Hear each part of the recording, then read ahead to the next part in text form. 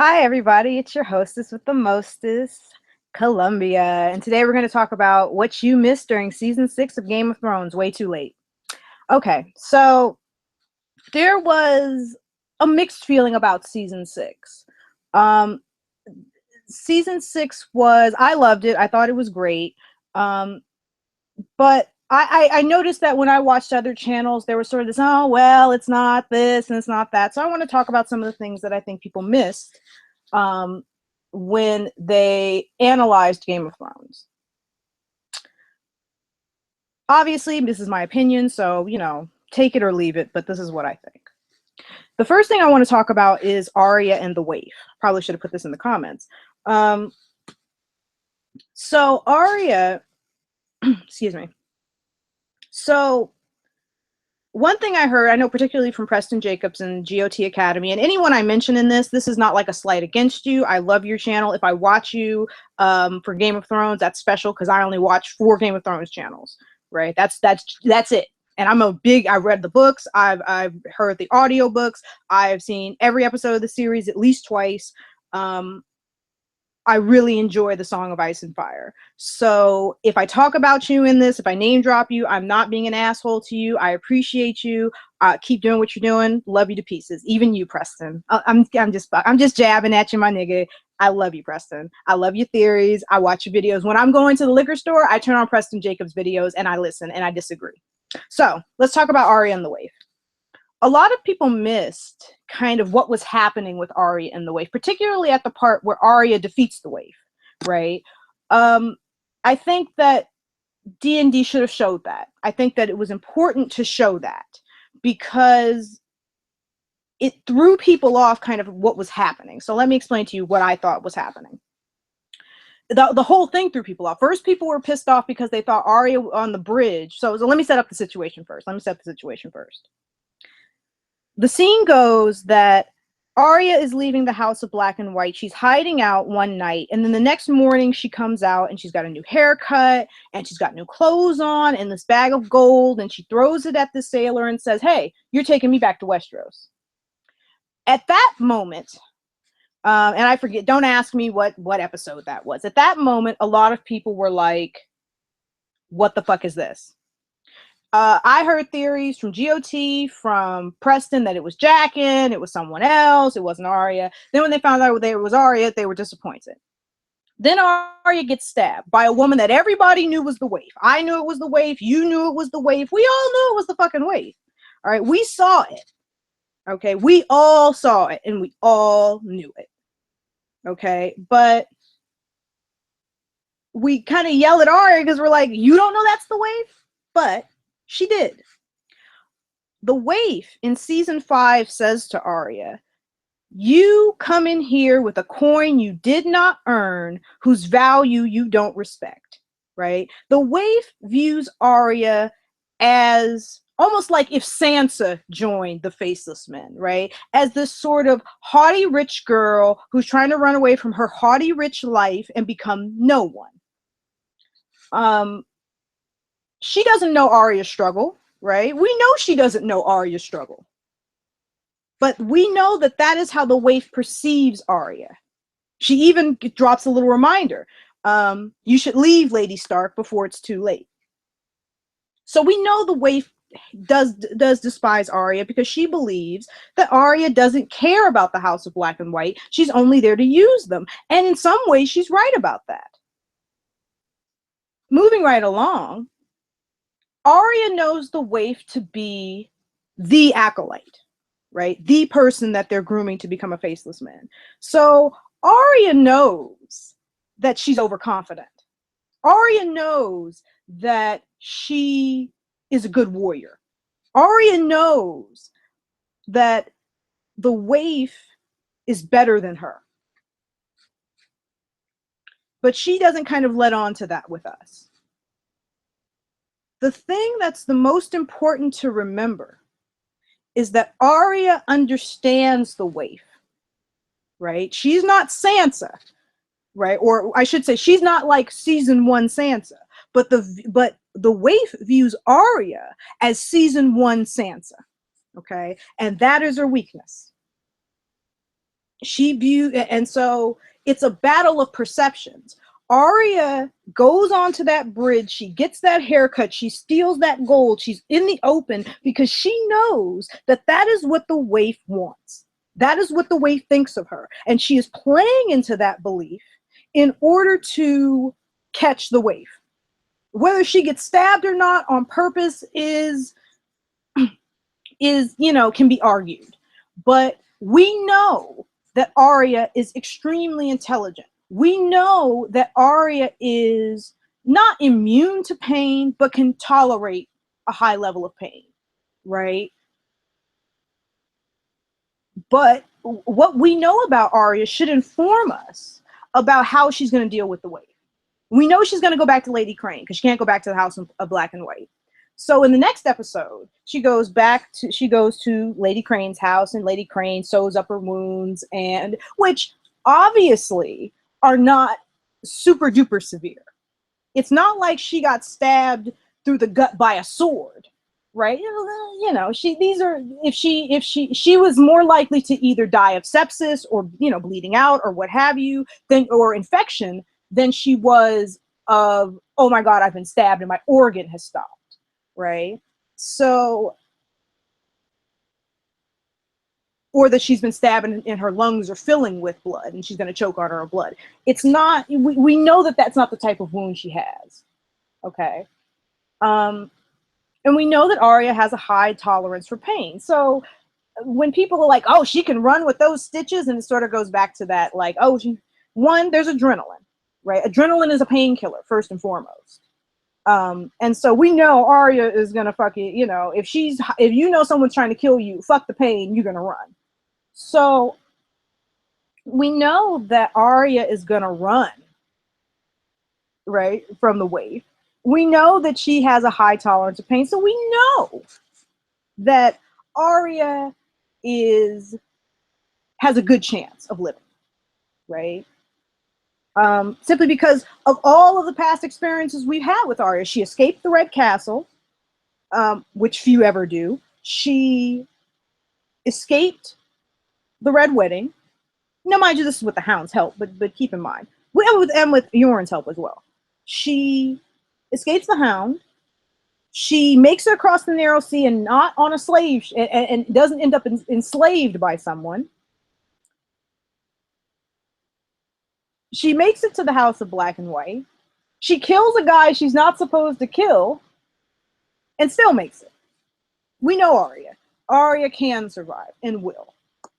So, on to the foot chase. The foot chase is supposed to show us how shitty of an assassin the waif is. Excuse me. Versus how much better Arya is. We see Arya slipping through people. We see her trying to get through narrow gaps, and we see the waif just shoving people over. Now, if you're supposed to be a silent assassin, I don't think it's a good fucking calling card for you if you just shove people over in a market. Sorry, but hey, that's just me. So, excusez-moi. So,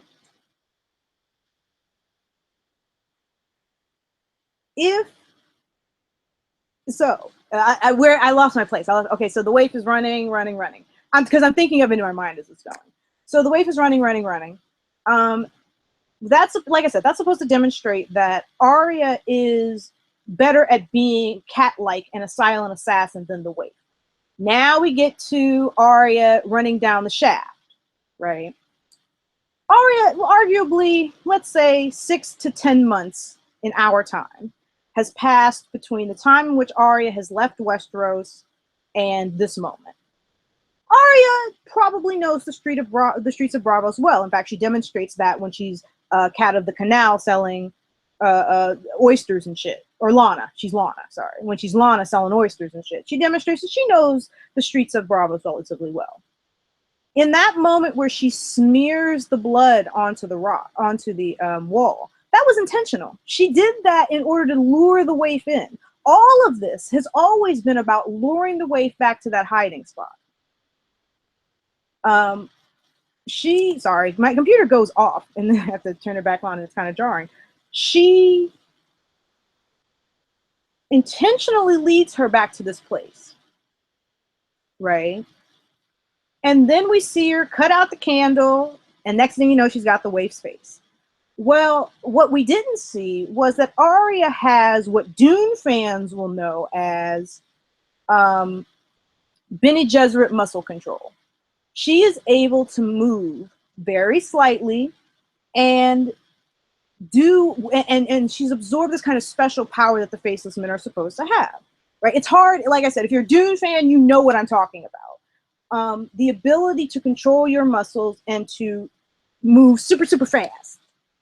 That Arya has that, but they didn't show it, or something similar to it.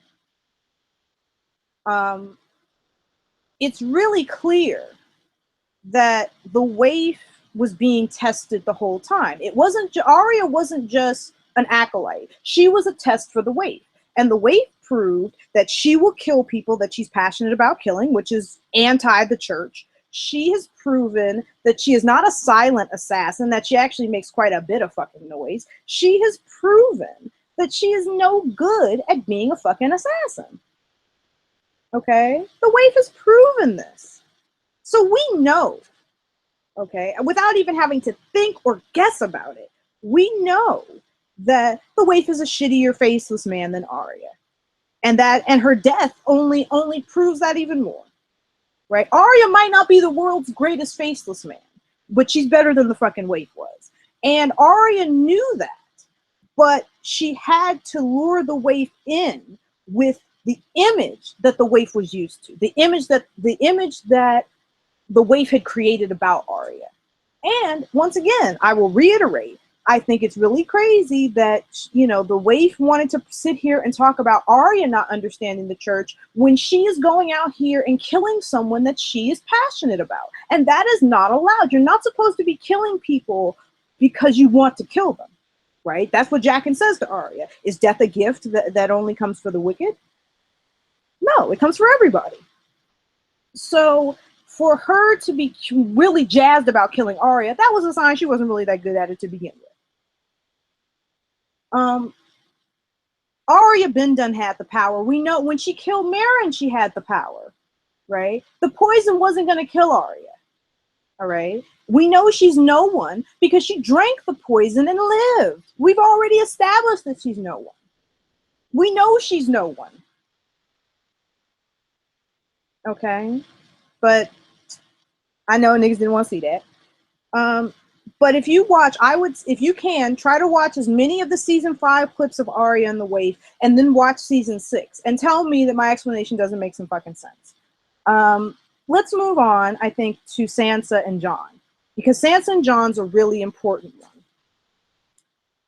Sansa. So a lot of people were like, why didn't Sansa tell Jon about the Knights of the Vale? Sansa expected to be the last Stark. Sansa don't know Jon that well, and she doesn't trust him. She has no idea who his allegiances lie with. She doesn't know him very well. So of course she's not going to tell him, right? What if the Knights of the Vale don't show up? What if Jon becomes lax because he thinks he's going to have the second force? She can't calculate that, so she's ain't telling him shit. That, and I think, without knowing, I think Sansa hoped he was going to die in the battle. Right? Jon is the last living male, which means that his claim is stronger than hers, although she's a bastard, right? Discounting the fact that he's Lyanna and Rhaegar's son.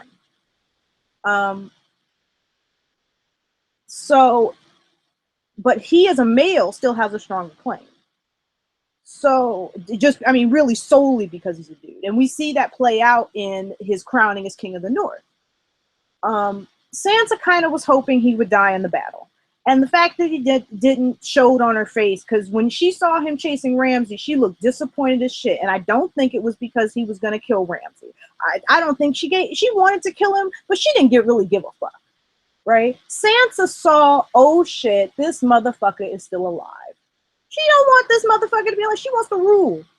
Okay? But when she's talking with Littlefinger at the Heart Tree, then she is basically saying, hey, I'm not going to say I want to sit on the Iron Throne yet. I'm going to see how this road with Jon plays out. And if it plays out well, I'm sticking with him. If it doesn't, we'll see each other soon, Littlefinger. The look on her face when he is declared king in the North is like, did these niggas just do this to me? These motherfuckers really did just do this to me. I'm sitting right here. I am the fucking queen. Okay? I'm the Stark. I'm the legitimate Stark. Okay? It is my blood that means that I'm the inheritor of Harrenhal, the Riverlands, and the North. And I'm getting passed up for a guy who nobody knows is Lyanna and Rhaegar's son? Fuck out of here. Nobody want that shit. Anywho, Sansa doesn't trust Jon, and Jon doesn't trust Sansa. So here's what you missed. You missed Jon misdistrusting Sansa. Everybody missed that.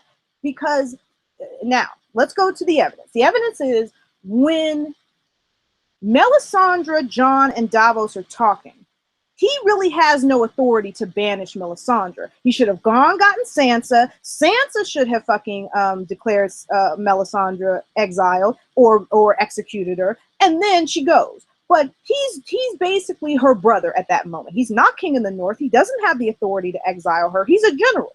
He doesn't have the authority to exile her. And she never told him that she serves him. So what the hell? Right? That's Jon making an executive decision that wasn't his to make. And then he's going to turn around on the battlements and say, oh, well, you're the Lady of Winterfell. Well, if she's really the Lady of Winterfell, then why didn't you let her make that decision, which was hers to make as the Lady of Winterfell? A lot of niggas missed that.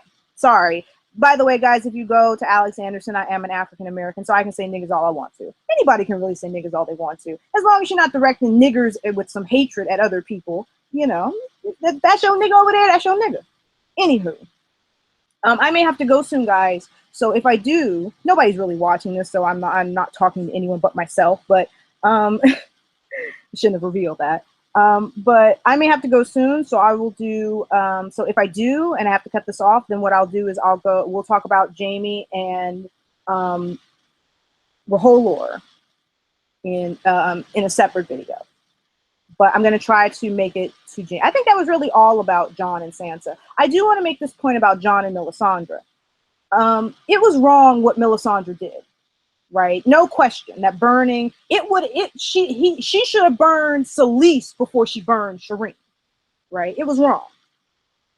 Jon had the opportunity, though, to save Ollie's life and didn't.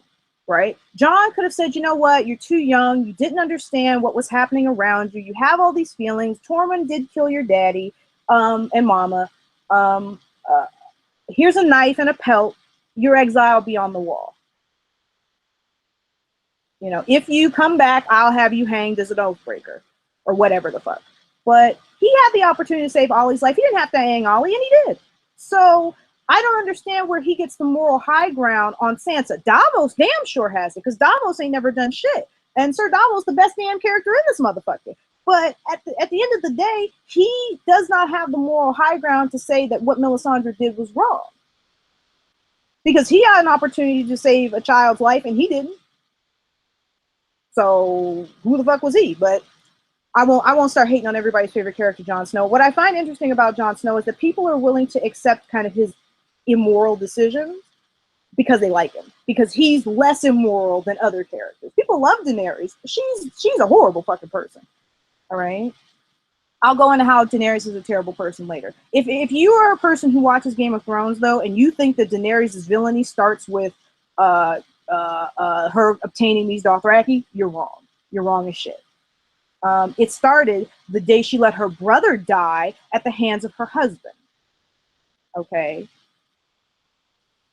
But again, I'm going to do a separate video on Daenerys. Here's what you missed with Jaime Lannister. Jaime Lannister is Azor Ahai. I should have put that in the title. You missed that. When he stabs Cersei in the back, no, his sword might not light up on fire, but it might be transmuted into Valyrian steel. There's a whole lot of things that could happen, right? And the showrunners may happen, but And if I get flagged, you know, if you get flagged for your Game of Thrones theories, it's because it was right. We know he is going to have to kill a person that he loves. Now, let me talk about Azor Ahai a little bit. This isn't a what you missed. This is more transitioning into a Game of Thrones theory / literary comparison. Okay, not really, but I'm saying that. Azor Ahai is not, he was an actual person. Like Jesus, he probably is a character modeled after a real person. But the story of Azor Ahai is present in many different cultures, and I would take the guess that they probably appeared at roughly the same time. His story is one that we've heard in our world 1,000 times, of the prophet who comes and has to sacrifice something he loves or his own life to protect others, right? And in some of those stories, there's a magical object of some kind. But Azor Ahai isn't like a real thing, right? Anybody could be Azor Ahai, and really anyone who is willing to sacrifice themselves or the people they love in order to save millions or to save, potentially save a lot of people is Azor Ahai and encompasses him. And that's the reason the story is promulgated. It's promulgated because it gives people the impetus to make those types of sacrifices, even when it's not the long night, right? Even when it's something, even when it's just winter or just a severe winter. So, but Jaime Lannister is going to have to kill the woman he loves to save a lot of people. And that is the core of the story of Azor Ahai and Nissa Nissa. That he has to take, that he tries to temper his sword in the water like normal, it doesn't work. He tries it with lion's blood and it doesn't work. And then finally he kills his wife, and it does. That's kind of what's going to happen to Jaime. So I feel bad for Jaime, but sorry, boo. So we've kind of gone into the area of theory. So now we're going to talk about my Game of Thrones theory. I think this is unique because I haven't heard this theory yet, and I've watched a lot of videos. But Melisandre's religion, the faith of R'hllor, or the faith of the Light of the Seven, or I'm sorry, faith of Light of the Seven, the faith of the Lord of Light, is going to be the world's dominant religion, or at least it's going to be Westeros's dominant religion by the end of the series. Because if you believe in the 7 gods and the White Walkers come, you really going to believe in the 7, right? They didn't protect you from the White Walkers. The old gods, I think that's kind of an unshakable thing. I think that you're not going to get a lot of people to adopt the religion of the old gods, but you're not going to get a lot of people who are going to adopt Melisandre's religion. But I think that when the White Walkers come and people learn that fire, dragon fire, wildfire, and regular fire are an effective weapon against them, I think that, yeah, Melisandre's religion is going to start spreading amongst people in Westeros. And I think that by the end of the series or by the end of the books, it'll be the dominant religion of Westeros. I believe that. Hi, one viewer. I totally believe that. Man, you missed a lot. Well, you're gone. You missed out on some interesting theories, boo. But I hope you go and you fast forward backward and you fast forward backward. Fuck me. That you rewind and go listen to some of the shit I said earlier. But I truly think that Melisandre's religion is going to be the dominant religion of Westeros because people are going to feel abandoned by the faith of the 7. They're going to learn that fire is an effective weapon against the White Walkers, and it just makes sense. And there's a little, maybe not an allegory, but there is a little hint to that. When you see a faith militant, he's smashing up a table full of idols, and the only one that he doesn't smash is the fiery red heart. So they've already alluded to that, guys. So we've already got it. But that is some Game of Thrones theories, and that's some stuff you missed. Okay. For more theories, come to me, Columbia, because I'm thinking about the shit. But do go and check out Alt Shift X. Do go and check out Ideas of Ice and Fire. Do go and check out Preston Jacobs. Do go and check out GOT Academy. They're all really great channels. They do a lot of great Game of Thrones content, way more consistently than I do. And they really, you know, they add historical dimensions, and you know, for GOT Academy, they add more of a historical dimensions. And you know, Alt Shift X gives you these really great summaries. You know, I should have gone and watched some of his goddamn summaries before I started this fucking live cast. But who gives? But you know what? It's just Game of Thrones theorizing, y'all. So we're gonna do it for fun, and we're gonna keep it pushing.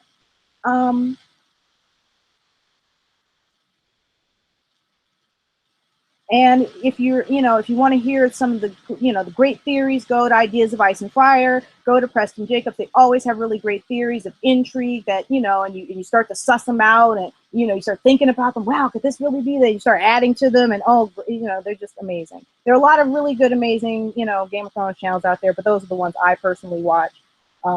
So that's all I'm going to say for now. I might come back tonight because I do lightweight want to talk about Daenerys Targaryen. And I want to do an entire video on Daenerys Targaryen because I love Daenerys Targaryen. But I'm going to dedicate this video to my baby. Any Game of Thrones videos I do, I dedicate them to my baby Rob Ray. Go out there and subscribe. Love you, Rob. Mwah, mwah, mwah. And I'll see you guys soon. All right, so take care. Don't do what Daenerys would do, which is just fly some dragons and burn it to the ground. Oh, and y'all don't want to hear my theories about dragons and Volantis and all. Oh, Lord. You know, Valyria. Oh, you don't want to know my shit. You don't want to know. Okay, I'll give you guys. Okay, if anyone sticks around, okay, this is for a person who might come along. So for that one viewer who might come along, let me tell you this. The Valyrians and the White Walkers have a very subtle connection, okay? That connection is that both are slavers. The White Walkers enslave you, and the Valyrians enslave you. Okay, in effect, both have the same outcome: you becoming no one, a tool of the White Walkers. So I'm leaving you. That's my final food for thought. I'll talk to you later. Peace.